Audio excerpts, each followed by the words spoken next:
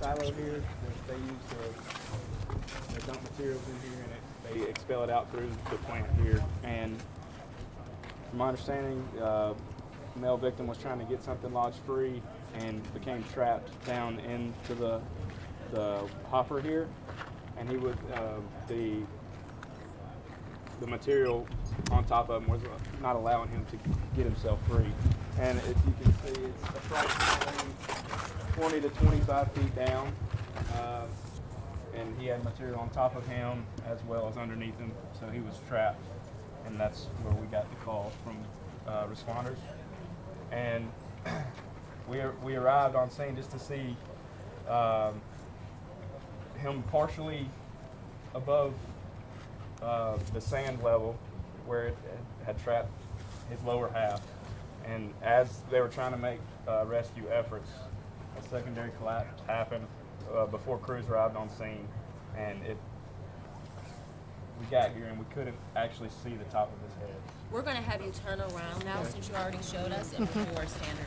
And with that second collapse, was that before or after you all started vacuuming the gravel out? It was before. It was as units were arriving on scene. I think crews that were on scene with the patient were attempting to make a rescue as well. And once that happened, there was a secondary collapse, and then we were trying to make efforts to rescue him with all means necessary as far as safety goes, because we were in contact with him as far as he was in voice contact with us still, and we actually were able to make access through the backside through a conveyor, so we weren't able to see him, but we could hear him speaking. But once the secondary collapse happened, our efforts had to move to with a more expedient and what we ended up accomplishing at the end. Do you know how he got in there, what he was doing? No, ma'am, I do not understand. I don't know that. Do you know about how much all the gravel weight that was on top of him? There's no way to tell. I know there was a lot. I would estimating 1, 2, 3 tons maybe. But like I said, we weren't able to. Once we got him free, we were able to see that he did have some spots to where he wasn't completely compressed, and which was we were very fortunate for that. That second collapse, was his head no longer visible, and was he completely submerged under the sand? Once the secondary collapse happened, we could see the top of his head, but we couldn't make access to him any further at that point. Just because we were scared, because there was still a lot of material that has not went into the hole yet, and that's where we were concerned about the material that hasn't collapsed yet. Right. So that's. So would you say he was neck deep into it initially? Initially,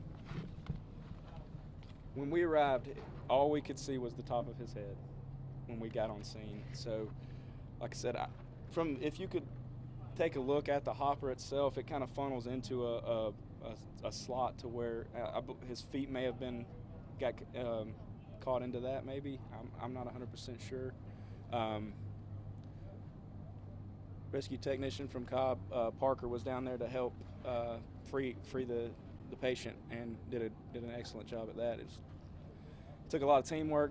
Had a good effort from our guys from Cobb that we train with a good bit, and we all train together, and we have specialized training for stuff like this, but a lot of us haven't actually done anything like this for real. Well, thank you so much and great job. Can you say and spell your first and last name? Josh Collier, Joshcollier. And your title with who? Lieutenant, Station 1, Paulding County Fire. Thank you so much. Thank you so much. Okay. All right. Can we talk to you real quick?